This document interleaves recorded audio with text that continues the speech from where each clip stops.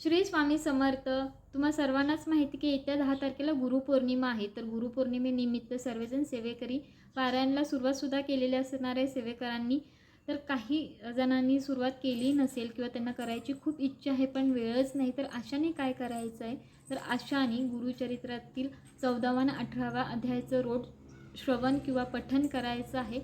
आणि एक श्लोकी गुरुचरित्राचं रोज श्रवण किंवा पठण करायचं आहे. आपल्या चॅनेलवर अपलोड केला आहे मराठीत अर्थासहित गुरुचरित्राचा 14वा आणि 18वा अध्याय.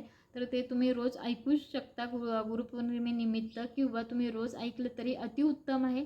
रोज नाही जमलं तर कमीत कमी गुरुपौर्णिमेपर्यंत तरी ऐकावं अशी माझी इच्छा आहे. कारण की त्याचं खरंच मनेभावे जर तुम्ही श्रद्धेने ते ऐकलं तर त्याची प्रचिती लवकर येणार आहे. तुम्हाला यूट्यूबला लावून द्यायचं आणि ऐकायचं आहे. त्याचे व्हिडिओ आपल्या यूट्यूब चॅनलवर आहे, नक्की जाऊन व्हिजिट करा. आणि एक श्लोकी गुरुचरित्राचंही आपल्या चॅनेलवर एक श्लोकी गुरुचरित्राचंही व्हिडिओ टाकलेला आहे. शॉर्ट्समध्ये असेल तेही तुम्ही ऐकू शकता.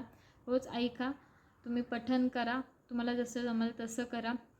आणि हा सेवा नक्की करा गुरुपौर्णिमेपर्यंत. रोज गेलं तर अतिउत्तम, नाही जमलं तर गुरुपौर्णिमेपर्यंतही. आता गुरुपौर्णिमेलाही 8-9 दिवस राहिले तर तुम्ही त्यावेळेत तोपर्यंतही जरी मनाभावे श्रद्धेने केले तरीही तुम्हाला त्याची प्रचिती येणार आहे, अनुभव येणार आहे. नक्की प्रयत्न करून वेळात वेळ काढून सेवा करून घ्या. जेवढा जमेल तेवढा सेवा करा. आणि आतासाठी श्री स्वामी समर्थ. जय जय स्वामी समर्थ.